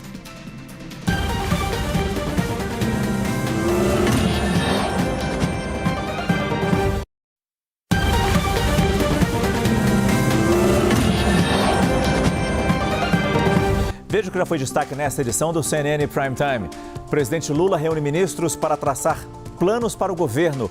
O encontro foi visto como decisivo para o ano eleitoral que se aproxima. Durante a reunião, presidente e ministros usaram bonés com os dizeres "O Brasil é dos brasileiros". E o governo apresentou um novo slogan: Governo do Brasil, do lado do povo brasileiro. O ministro Alexandre de Moraes determina um reforço no policiamento ao redor do condomínio onde fica a casa do ex-presidente Jair Bolsonaro. Isso há uma semana do julgamento sobre o plano de golpe de Estado. A embaixada americana fica a cerca de 10 minutos do local e é considerada uma extensão do território americano. Decisões judiciais brasileiras ou mandados de prisão contra Bolsonaro não poderiam ser cumpridos no local sem autorização do governo de Donald Trump. E nos Estados Unidos, decisão de Trump de demitir a diretora do Federal Reserve agita o mercado financeiro. O Banco Central americano diz que Lisa Cook continuará exercendo suas funções. O presidente da Câmara dos Deputados, Hugo Mota, incluiu a PEC da blindagem, que prevê diversas mudanças no trâmite de investigações abertas contra parlamentares e também a discussão do fim do foro privilegiado na pauta de votações da semana. Eu vou mais uma vez para Brasília conversar com a analista Jussara Soares e, claro, quero ter a visão de Caio Junqueira nesse tema. Eu começo com você, Jussara. Quais são as chances desses textos avançarem na casa? Márcio, o texto da chamada PEC da blindagem, também conhecida como a PEC das prerrogativas, ele propõe que haja uma autorização do Legislativo para que deputados, parlamentares sejam investigados pelo Supremo Tribunal, alvo de investigação. E aí esse texto também se debruça sobre em que situações os parlamentares podem ser presos em flagrante. Então tem ali alguns crimes que, por exemplo, como racismo, em que eles poderiam ser presos em flagrante. Mas de alguma forma, esse texto, ele tem um apoio, né? Na verdade, ele é patrocinado pelo Centrão em meio justamente a essas discussões sobre a questão das emendas parlamentares. Nos últimos dias, Márcio, ele ganhou o apoio também da oposição, que se vê nessa iniciativa um jeito também de se blindar ali das ações dos ministros do Supremo Tribunal Federal. Bem, qual que são as chances? O que eu apurei com integrantes do Centrão, inclusive da oposição também, é que tem votos para esse texto da PEC da blindagem ser aprovado amanhã já em 2 turnos. Esse é o desejo dos líderes do Centrão, é que seja votado em 2 turnos amanhã na Câmara de Deputados e já enviado ao Senado, né, para continuar a tramitação e aí, enfim, avançar com essa proposta. Por outro lado, também foi incluída na pauta o fim do foro privilegiado, que é uma pauta da oposição que vem insistindo nisso há muito tempo, inclusive foi ali um motivador para quando deputados tomaram a mesa da Câmara de Deputados. E então essa pauta também foi incluída, só que ainda não há garantia de que será votada. O que eu pude apurar aqui nos bastidores é que será uma madrugada longa para os parlamentares da oposição em busca desses votos para tentar avançar com essa pauta que divide totalmente a casa, né? O governo, né? Os governistas são contrários, não tem um apoio integral do Centrão, mas a oposição promete avançar madrugada dentro para garantir esses votos amanhã. Se não tiver os votos, aí vai caber aos líderes da oposição, do PL, da oposição como um todo, trabalhar para que o presidente da Câmara acabe retirando da pauta e eles não sejam derrotados no plenário, não sejam derrotados no plenário. Bem, pauta para amanhã para a gente seguir acompanhando, mas há uma movimentação em relação a isso, com a garantia de que é mais favorável a aprovação dessa chamada PEC da blindagem. O Caio também tem informação sobre a votação desses temas que são polêmicos lá na Câmara dos Deputados, mas talvez seja importante você também nos trazer, Caio, o gesto, o porquê desse gesto de Hugo Mota agora. De novo, bem-vindo. Bom, vamos lá, Márcio. Primeiro colocar que essa agenda ela é possível a partir da união de dois grupos muito fortes e muito aguerridos ali dentro do Congresso Nacional e da Câmara dos Deputados, que é o Centrão, que manda no Congresso, junto com os bolsonaristas, cada qual com seu interesse peculiar. O Centrão tem um receio muito grande do avanço das investigações de corrupção por parte do ministro Flávio Dino e do Supremo Tribunal Federal contra eles mesmos, né? Tem mais ou menos 100 parlamentares sendo investigados por desvios em emendas parlamentares, e os bolsonaristas têm receio do avanço das investigações contra eles relacionados a questões envolvendo o próprio Supremo Tribunal Federal, envolvendo liberdade de expressão e outros tipos de investigação. O que, para te responder, que permitiu essa união de interesses? Justamente um momento de fragilidade política do presidente da Câmara, Hugo Mota, que vem passando por dificuldades. A gente assistiu há 2, 3 semanas, mais ou menos, um motim sendo instalado ali na Câmara dos Deputados, justamente em protesto contra a prisão domiciliar do ex-presidente Jair Bolsonaro. Então, o próprio presidente Hugo Mota, para fazer um aceno a essas duas forças políticas internas da Câmara dos Deputados, e ele também sendo um representante do Centrão, acaba pautando essa PEC, né, que é a PEC 31, a PEC 3 de 2021, que é uma PEC originalmente sendo feita e apresentada pelo atual ministro Celso Sabino, né, que é do União Brasil. Então, dois grupos importantes, numa convergência de interesses por fatores distintos, encontraram um presidente da casa fragilizado politicamente, precisando acenar a esses dois grupos, e aí o resultado disso tudo a gente deve ver na aprovação dessa PEC da blindagem. Junto com isso, se insere aí também a PEC do foro, que também beneficia esses dois grupos, porque ambos são, ao fim e ao cabo, investigados. Ele continua se equilibrando, né? O presidente Hugo Mota continua se equilibrando entre para que lado que ele vai em medidas que apoiam o governo, em medidas que apoiam a oposição. E claro, a gente precisa lembrar que tudo isso começou na ocupação da mesa diretora. Foi ali que surgiu a força para essas pautas. Exatamente, Márcio. É um resultado e uma tentativa de se agarrar ali, principalmente nos seus eleitores, e principalmente nos seus eleitores internos ali do Centrão. A gente está vendo uma pauta que é uma pauta basicamente bem corporativa e que atinge interesses pessoais e particulares dos parlamentares. Muito obrigado, Caio. Obrigado também, Jussara Soares. Ainda em Brasília, hoje foi feita a primeira sessão da CPMI, que investiga fraudes em aposentadorias e pensões. A comissão aprovou a convocação do careca do INSS e de 10 ex-presidentes do Instituto. Nossa repórter Carol Rosito acompanhou tudo e tem as informações para a gente direto de Brasília. E o colegiado também quer ouvir ex-ministros da Previdência, né, Carol? Boa noite. Oi, Márcio, boa noite para você, boa noite a todos. Exatamente, esses foram os primeiros requerimentos aprovados hoje na primeira reunião de trabalho da CPMI do INSS. Os parlamentares analisaram e aprovaram o plano de trabalho do relator Alfredo Gaspar, ele que propôs ali que convites e convocações sejam realizados a partir de uma ordem cronológica, então para chamar pessoas envolvidas desde a gestão da ex-presidente Dilma Rousseff em 2015, passando por Michel Temer, gestão do ex-presidente Jair Bolsonaro, até chegar à gestão atual do presidente Lula. Hoje, eles analisaram requerimentos principalmente apresentados pelo próprio relator. Então, incluíam aí, pelo menos, a convocação de 10 ex-presidentes do INSS e convites para ex-ministros. Todos os ex-ministros da Previdência serão convidados pelo colegiado. Então, entre eles, por exemplo, Carlos Lupe, Onyx Lorenzoni,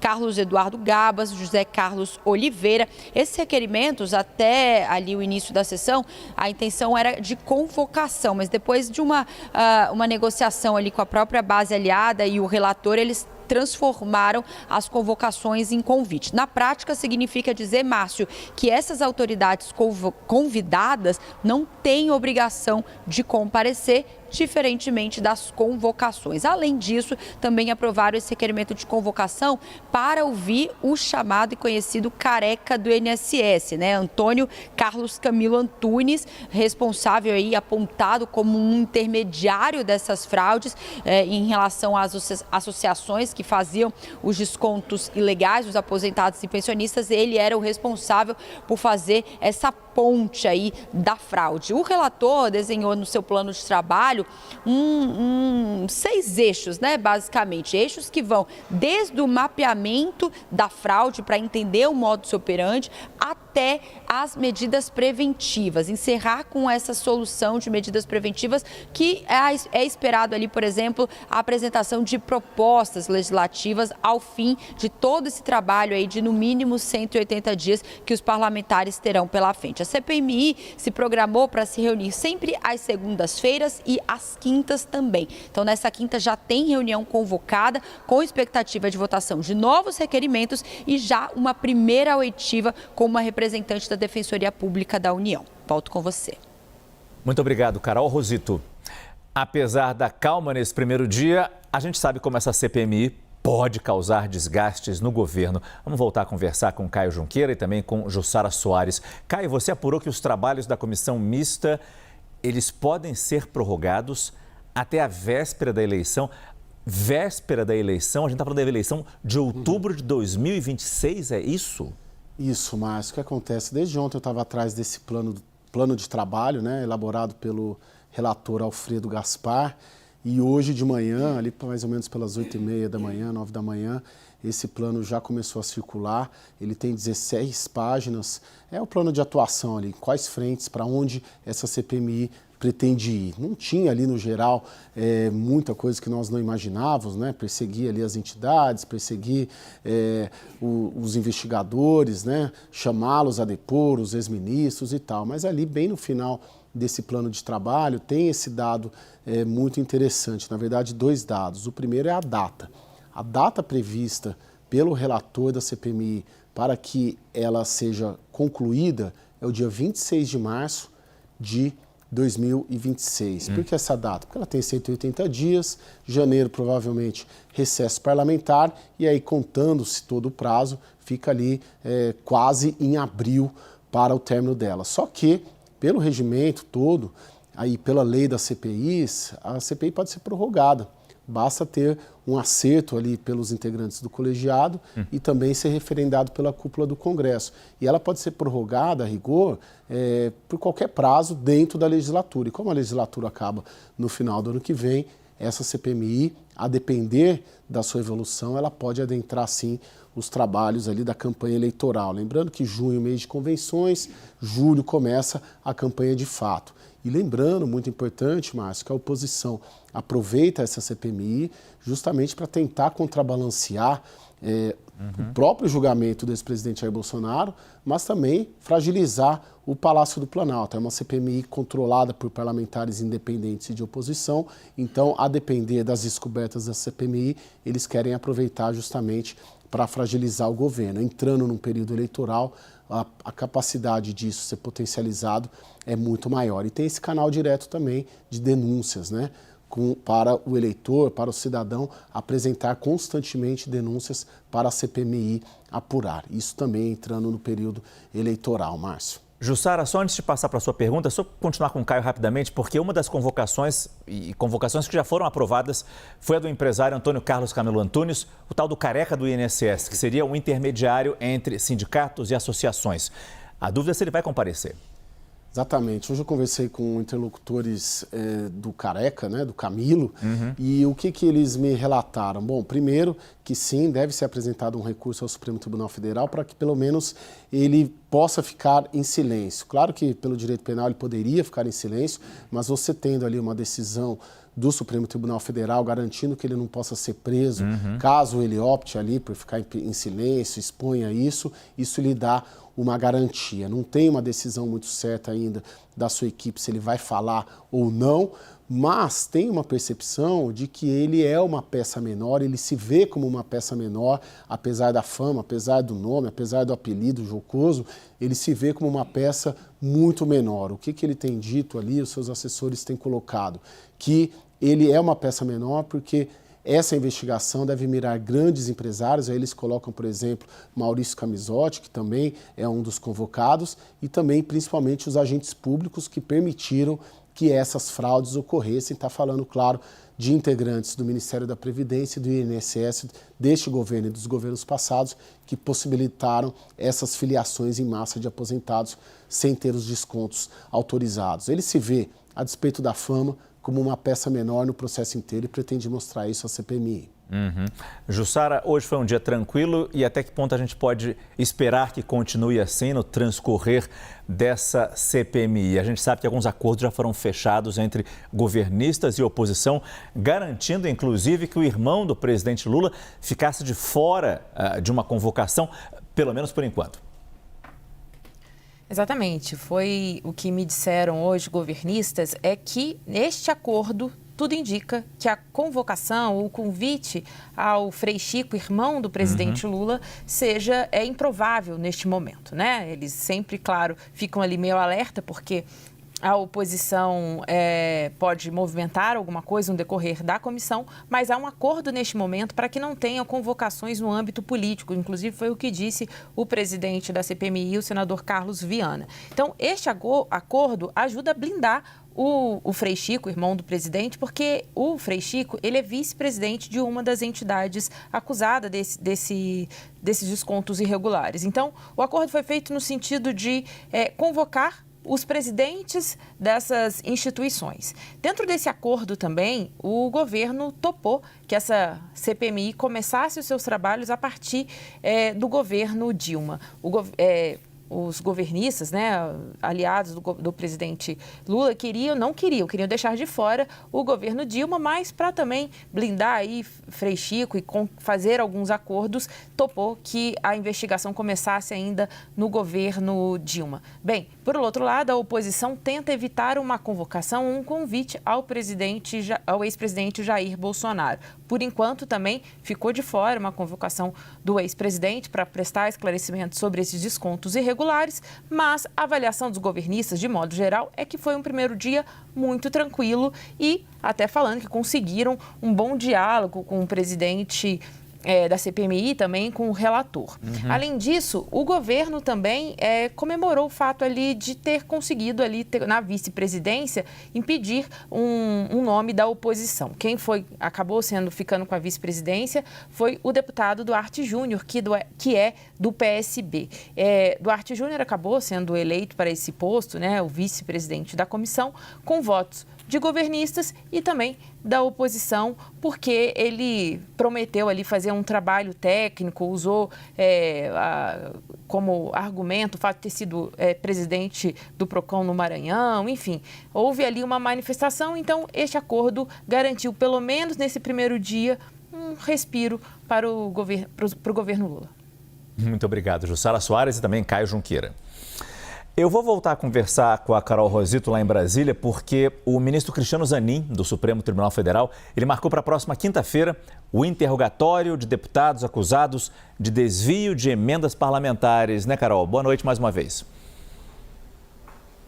Isso, Márcio. Boa noite mais uma vez para você também. Parlamentares do PL, viu? Então, o ministro Cristiano Zanin, da primeira turma do STF, agendou esses interrogatórios para esta quinta-feira para ouvir, então, os deputados Josimar Maranhãozinho, Pastor Gil e também Bosco Costa. Todos eles do PL, acusados ali de uma organização criminosa e corrupção passiva. Os interrogatórios serão realizados pelo juiz auxiliar do gabinete do ministro. Em março, a primeira turma do STF aceitou ali por unanimidade a denúncia que foi feita pela Procuradoria-Geral da República República, tornando então os 3 parlamentares réus, né? De acordo com a PGR, o grupo desviava recursos de emendas parlamentares, cobrando propinas sobre esses valores, né? As investigações que começaram ainda desde 2020, diante ali de uma denúncia que foi feita pelo prefeito de São José do Ribamar, no Maranhão, o prefeito Eudes Sampaio, que denunciou uma cobrança no valor de 25% sobre o valor de emendas para o seu município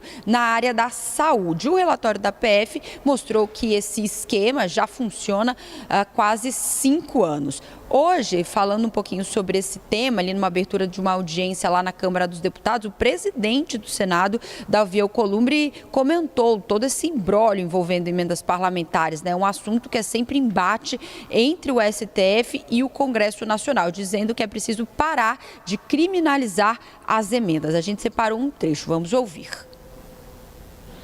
Então a gente tem que ter muito equilíbrio, muita maturidade, muita ponderação e deixar de criminalizar por criminalizar as emendas parlamentares, porque ela é um instrumento de investimentos, mas, sobretudo, de desenvolvimento das regiões mais carentes dos rincões do Brasil. As investigações sobre as ameaças ao influenciador Felca mostraram que o homem preso por envolvimento no caso acessava sistemas restritos de segurança pública com credenciais de um policial. A suspeita é de que ele atue num esquema de crimes cibernéticos. A repórter Adriana De Luca está acompanhando esse caso e tem as informações ao vivo para a gente. Boa noite, Adriana. Oi, Márcio. Boa noite a você, boa noite a todos que nos acompanham. De acordo com a polícia, o Caio Lucas tinha acesso a sistemas do poder público de vários estados. Quando ele foi preso ontem, em Olinda, em Pernambuco, os policiais entraram na casa dele e encontraram um computador logado em um desses sistemas. Um outro homem que estava no local também foi preso por conta desse acesso indevido. De acordo com o delegado do caso, o Caio é um jovem que tem um alto conhecimento em informática e ele aprendeu sozinho a burlar e entrar nessas plataformas. Ele conseguia acessar sistemas de secretarias de segurança pública dos estados, por exemplo. E como que ele fazia isso? De acordo com a polícia, ele roubava credenciais. Uma dessas credenciais foi o login de um policial militar que o Caio conseguiu através de grupos, segundo a polícia, grupos criminosos que trabalham ali no Telegram justamente vendendo e oferecendo dados. O Caio, além de obter essas informações, vendia esses dados nas redes sociais. Esse criminoso também está sendo investigado pela participação em um esquema de exploração infantil de conteúdo de crianças e adolescentes na internet, a adultização. E foi justamente isso o tema levantado pelo youtuber Felca, que depois que fez aquele vídeo que viralizou, começou a ser ameaçado pelo Caio. E foi assim que a polícia chegou até ele. Depois que o youtuber recebeu um e-mail com ameaças de morte, a polícia solicitou à justiça, que determinou que o Google fornecesse as informações desse usuário, e foi assim que a polícia chegou até o Caio. Ele está preso, ele e o amigo dele que estão sendo investigados, porque além de ameaçar o youtuber Felca, o Caio também enviou ameaças para a psicóloga que participou daquele vídeo, fazendo as denúncias sobre a adultização. Ou seja, ele está sendo investigado por uma série de crimes, segundo a polícia. Então a gente, claro, vai continuar acompanhando toda essa história, né, Márcio? Volto com você. Muito obrigado, Adriana De Luca. Esse projeto sobre a adultização de crianças na internet, ele está de volta ao Senado e vai ser votado amanhã. Por isso que é importante voltar a conversar com a nossa analista Jussara Soares. A gente sabe como é sensível esse tema, a enorme repercussão que teve nas últimas semanas e, pelo que você apurou, aqui a gente não vai ter disputa. Aqui a gente não deve ter problemas na aprovação e na aprovação com folga lá no Senado, né? Exato. O presidente do Senado, Davi Alcolumbre, confirmou que esse texto será votado amanhã no plenário da Casa e disse que é o seguinte, que essa proposta é uma prioridade do povo brasileiro. O relator da proposta é o senador Flávio Arnes. Eu conversei hoje também com o senador Alessandro Vieira, que é o autor da proposta e, segundo ele, a expectativa é que seja aprovado por unanimidade. É realmente expressivo isso. Vamos conferir amanhã se, de fato, será aprovado com essa vantagem toda, né? Essa unanimidade. Bem, lembrando que esse texto da adultização, esse projeto que trata da adultização e cria regras para a exposição de crianças e adolescentes nas redes sociais, ele ganhou força depois do vídeo que o Felca fez e ganhou a proporção que ganhou, inclusive com apoio de pais, chamou a atenção aqui dos políticos e do Congresso, colocando isso como uma prioridade. Então, a expectativa é que esse texto passe amanhã pelo Senado e aí se encaminhe para a sanção do presidente Lula. Muito obrigado, Jussara Soares, que falou com a gente direto do estúdio da CNN Brasil, em Brasília. No Rio, a guerra entre facções criminosas em comunidades da Zona Norte mobilizou mais uma operação da Polícia Civil. 2 pessoas foram presas, fuzil e drogas foram apreendidos. Só que a gente sempre sabe, quem sofre mesmo é a população. Pelo menos 6 escolas foram afetadas e uma unidade de saúde teve o atendimento paralisado. Foi mais um dia de operação aqui na cidade do Rio de Janeiro, dessa vez na área da Zona Norte, nas comunidades do Morro do Fubá, Morro da Serrinha e do Morro do Juramento. Os policiais civis da Delegacia de Repressão a Entorpecentes aqui da capital foram para as ruas para reprimir as disputas territoriais entre criminosos do 3º Comando Puro e também do Comando Vermelho que atuam na região. Eles tiveram apoio dos policiais do BOP, que é o Batalhão de Operações Especiais da Polícia Militar aqui do Rio. Durante a chegada dos agentes houve confrontos, teve tiroteio. Um homem chegou a ser baleado, um taxista de 39 anos, ele foi atingido por uma bala perdida. O homem estava dentro de um shopping, que aqui no Rio é conhecido como Carioca Shopping, quando foi baleado.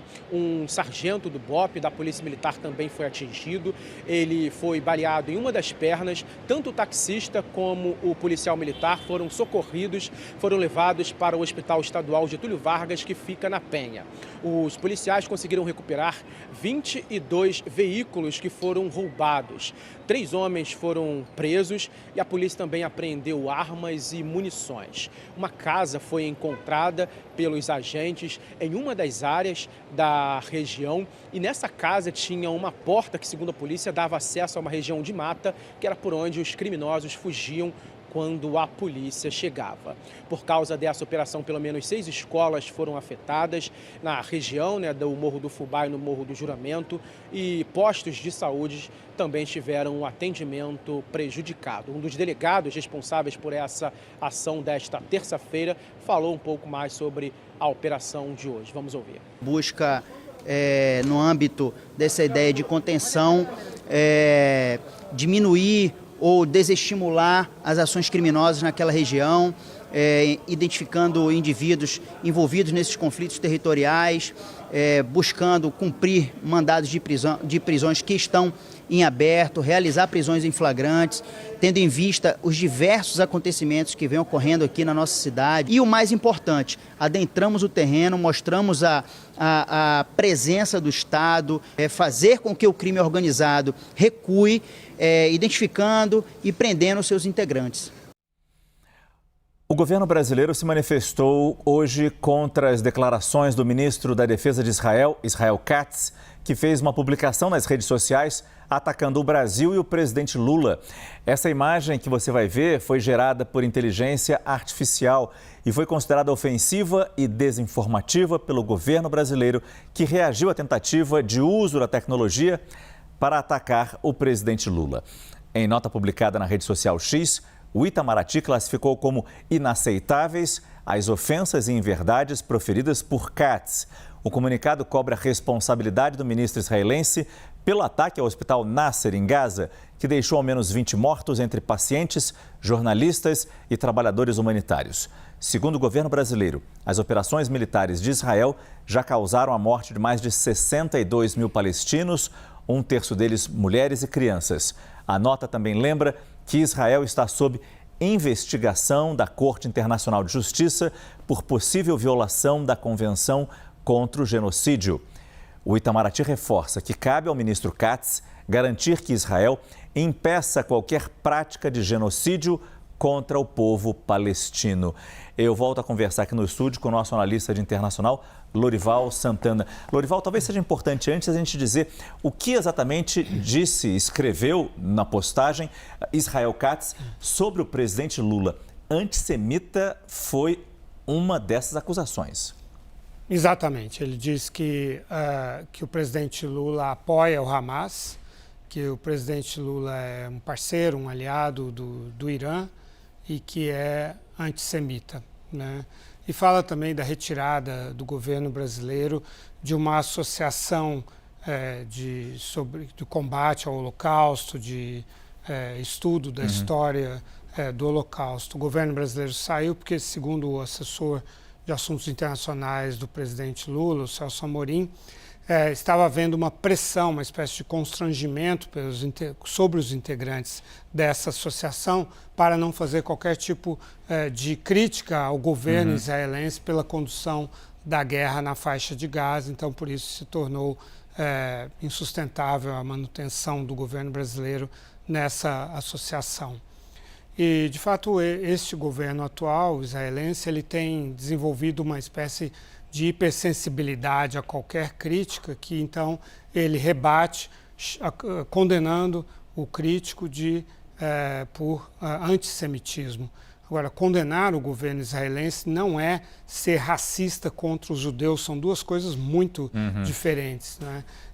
Então, esse Israel Katz é o mesmo que era ministro das Relações Exteriores, que fez aquele constrangimento ao então embaixador Frederico Mayer, levou-o ao Museu do Holocausto em Israel, lhe deu uma espécie de aula sobre o Holocausto. Quando o presidente Lula disse que era um genocídio que estava acontecendo na faixa de Gaza. E o presidente Lula também disse que o que Israel estava fazendo na faixa de Gaza era parecido com o que o Hitler havia feito, né? Então, aí o Frederico Mayer foi convocado de volta para o Brasil. Desde então, o Brasil não tem um embaixador. E agora Israel também não tem embaixador, até porque o governo brasileiro não acreditou o embaixador que havia sido nomeado por Israel. Por outro lado, o presidente Lula também, com essa declaração de que o que Israel faz é comparável ao que o Hitler fez também, ele cometeu ali, extrapolou uma situação histórica, né, que não tem como comparar dessa forma. Ele pode criticar veementemente, como tem feito, e, aliás, muitos governantes têm feito isso, e, aliás, muitos israelenses têm condenado a forma da condução da guerra na faixa de Gaza como uma ação desproporcional em relação ao que o Hamas fez, que também é a morte de crianças, de mulheres, enfim, também é indefensável, mas daí a comparar com Hitler também é um exagero, assim como o presidente Lula enviou o seu vice, Geraldo Alckmin, para a posse do presidente do Irã no ano passado, em julho do ano passado, quando ali não havia nenhum representante de países democráticos, havia lá uma série de líderes de grupos guerrilheiros, grupos terroristas ali na primeira fila da posse. Um deles até foi morto horas depois por Israel, Ismael Haniyeh, do Hamas. Então tem havido excessos dos dois lados, né? Assim, que de um lado, e tanto do lado do presidente Lula quanto do lado do atual governo israelense. Criticar o governo israelense, assim como criticar governos africanos ou governos asiáticos, não é prova de racismo. E existe um debate nas redes sociais de que o Lula teria sido antissemitismo. Eu não conheço nenhuma declaração do presidente Lula de racismo contra os judeus. Muito obrigado, Lorival Santana. Na Cisjordânia, palestinos entraram em confronto com o exército israelense durante uma operação na cidade de Ramallah. O exército de Israel fez disparos enquanto os palestinos jogavam pedras contra as viaturas e as tropas. Pelo menos 58 pessoas ficaram feridas por balas de borracha, enquanto outras ficaram sufocadas pelo gás lacrimogênio. A agência oficial da Autoridade Palestina informou que 3 pessoas foram presas. O exército de Israel não comentou o caso. Os Estados Unidos enviaram mais navios para o sul do Caribe em meio à escalada de tensões com a Venezuela. A mobilização foi confirmada por fontes que citam os esforços contra os cartéis de droga como justificativa para a movimentação militar nas águas do Caribe e na América Latina. A expectativa é que um cruzador de mísseis guiado e um submarino nuclear cheguem à região no início da próxima semana. Em resposta a essa mobilização militar americana dos últimos dias, o ditador venezuelano Nicolás Maduro convocou a Milícia Bolivariana, braço das Forças Armadas formado por voluntários, e mobilizou 15 mil militares para a fronteira com a Colômbia. No campo diplomático, a Venezuela pediu apoio da ONU para restaurar o bom senso. O país acusa o governo americano de usar narrativas falsas para justificar ataques.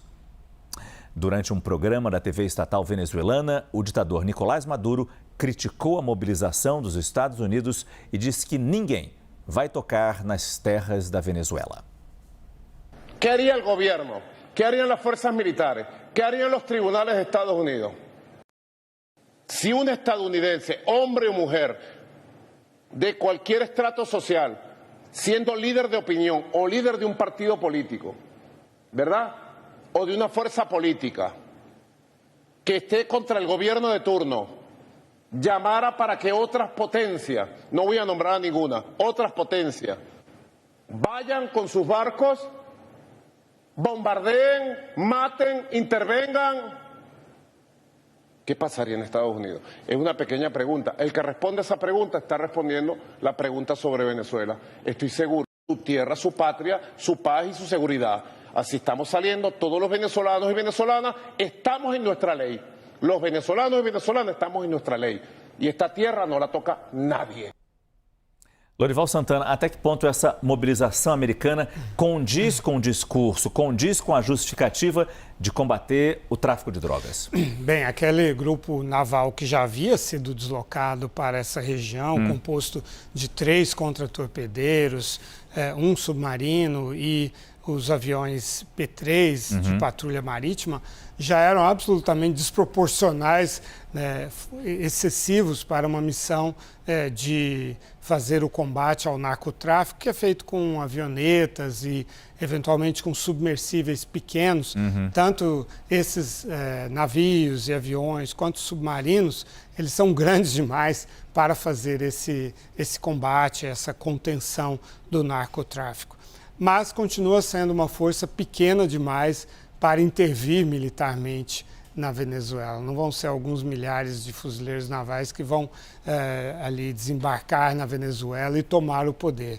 Então é mais um ato simbólico, uma demonstração de força, né, e também uma tentativa de incentivar grupos descontentes dentro da Venezuela, eventualmente forças dissidentes dentro das Forças Armadas, a buscar um golpe. Eu tive a informação de que tem havido situações em que militares roubam, extraem armamentos de arsenais, de paióis das forças venezuelanas. Tem havido algumas situações assim de uma certa perturbação da ordem, mas eu acho que a escala ainda não é muito grande e o regime venezuelano está bem forte ainda. Muito obrigado, Lorival Santana. Falar um pouco de economia. Hoje foi divulgado o IPCA 15, dado conhecido como a prévia da inflação. O mês de junho teve um desempenho histórico, uma deflação de 0,14%. É a primeira vez que o índice registra um recuo desde 2023. Eu converso mais uma vez com a nossa analista de economia, Thaís Herédia. O que impulsionou essa queda? Eu já ia te dar boa noite de novo, Márcio. Faz tanto tempo que eu entrei que eu já ia dar boa noite de novo. Olha, vamos lá. Esse é o típico caso do dia em que o dado econômico ele pede calma para a leitura da dinâmica, né? Então, uma coisa é o número. Então, temos uma deflação, a primeira desde 2023. Mas o que tem por trás dessa leitura, né? Foram 2 fatores essenciais aqui. O primeiro deles, a conta de energia. Aí você me pergunta, mas a gente não está em bandeira vermelha 2? Não deveria ter havido um aumento dos preços de energia?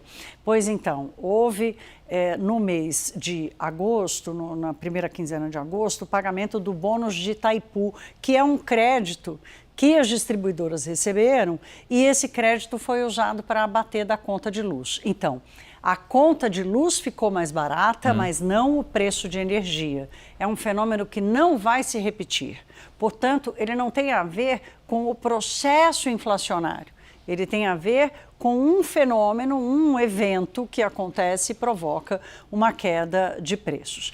A boa notícia dentro desse índice foi a queda, mais uma vez, uma deflação dos preços de alimentos. A gente vem chamando a atenção aqui para esse processo já há pelo menos 3 meses. Ele vem não se acentuando, mas ele vem numa queda continuada nos preços de alimentos e o preço do dólar, o câmbio mais barato. Vamos dar uma olhada aqui, Márcio, aquela tela que eu trago sempre da economista Marcela Cauati, que eu acho que ajuda a gente a entender o processo inflacionário que está acontecendo no Brasil. A gente sempre começa pelo IPCA, as barras são coloridas, a divisão é pelos meses, junho, julho e agosto, né? A amarelinha agora é agosto. A inflação cai para baixo de 5% também pela primeira vez desde o comecinho do ano. Então, aqui temos uma boa leitura, é a primeira vez que fica abaixo de 5%. Aí vem... A gente já entra aqui no que é o problema da inflação agora, Márcio, que é o setor de serviços. O caso do setor de serviços, assim, o aumento foi de 0,5% no mês, veio acima do esperado. Quando os economistas vão buscar o núcleo da inflação, que é aquele que expurga os itens mais voláteis, ele também subiu acima do esperado. Então, preço de serviços continua sendo o calcanhar de Aquiles. Hoje brinquei mais cedo com o Fernando Nakagawa, que tem aquele ditado que diz que o gato sobe no telhado, né? Aqui o gato não desceu do telhado ainda, o gato continua lá no telhado. E na beirada. Exatamente. A alimentação no domicílio, apesar de ter subido a conta em 12 meses, acima de 7%, é porque no ano passado a deflação foi maior nesse período, houve uma queda, diferente do alimentação em restaurante, que faz parte da conta dos serviços, que subiu, ajudou a pressionar ali. Aqui tem outra boa notícia, em função da queda do dólar, insumos mais baratos, os bens industriais, mais um mês em queda, e o preço de monitorados, um choque importante aqui por causa de bônus de Itaipu, a conta de luz está na conta dos monitorados. Mas a grande leitura hoje foi que, como os economistas chamam, o qualitativo, a leitura qualitativa da inflação não foi tão boa. Portanto, não há espaço para o Banco Central imaginar algum corte de juros nos próximos meses, né? Alguns economistas começam a enxergar alguma possibilidade em dezembro, mas hoje a leitura majoritária foi que o corte, Márcio, ele vai acontecer. Há um processo de desinflação, há um processo de desaceleração da economia, mas ele deve acontecer no primeiro trimestre do ano que vem apenas. Até lá a gente fica em 15% ao ano. Até lá, 15% ao ano. Muito obrigado, Thaís Herédia. A empresa americana Dr. Pepper fechou um acordo para comprar a dona do café Pilão. O negócio envolve 18 bilhões de dólares e tem destaque no mercado europeu. Esse é assunto para o Fato Relevante de hoje. A americana Keurig Dr. Pepper fechou um acordo para comprar a holandesa J.J. Peet's, dona do café Pilão. O negócio, de 18,4 bilhões de dólares, marca um dos maiores negócios na Europa em mais de 2 anos. O objetivo é criar uma gigante capaz de disputar espaço com a Nestlé. Além do Pilão, a J.J. Peet's controla aqui no Brasil as marcas L'Or, Café do Ponto e Caboclo. O acordo prevê a reestruturação da companhia em 2 outras de capital aberto. A Global Coffee, dedicada ao negócio de café, e a Beverage, focada em bebidas refrescantes. Com esse passo, a Keurig, hoje avaliada em cerca de 48 bilhões de dólares, amplia sua presença no mercado estratégico, reforçando a consolidação do setor e se posicionando como protagonista no cenário mundial de bebidas e café. Esse foi o Fato Relevante, uma parceria entre CNN Brasil e Neofeed. Até a próxima. O conteúdo Neofeed também está disponível no site da CNN Brasil. O guindaste de uma obra caiu hoje no centro de São Paulo e quase atingiu um carro e também pessoas que passavam por aquela região. Veja a imagem. De repente, um guindaste. As imagens mostram claramente que esse carro estava saindo do estacionamento e ele freou, não a poucos metros, mas eu diria a poucos centímetros do equipamento. As pessoas que passavam pela calçada também conseguiram escapar. Ninguém ficou ferido. De acordo com a Secretaria de Segurança Pública, o guindaste teria se desestabilizado durante os trabalhos de escavação daquela obra. A rua chegou a ficar bloqueada durante parte do dia. Equipes da Defesa Civil e da Companhia de Engenharia de Tráfego ajudaram na remoção do equipamento. A polícia vai investigar se a empresa responsável pela construção deixou de cumprir normas de segurança. Depois de 2 tentativas frustradas, a SpaceX lançou há pouco o 10º voo de teste do foguete Starship, direto da base na Flórida. O evento foi transmitido por uma live que reuniu 800 mil espectadores. Depois de decolar, o foguete se separou do propulsor Super Heavy, partindo então para a fase final do percurso até descer nas águas do Golfo. A SpaceX não esperava pousar ou recuperar o Super Heavy com segurança e a empresa já considera o voo um sucesso. A empresa americana havia tentado decolar sem sucesso no domingo e ontem já planejava fazer novos testes. A SpaceX informou que continuará fazendo novas tentativas de lançamento com o propulsor Super Heavy, com múltiplos testes de queima de combustível planejados. E assim nós encerramos esta edição do CNN Prime Time. Tenham todos uma boa noite e até amanhã. Pense bem, pense CNN.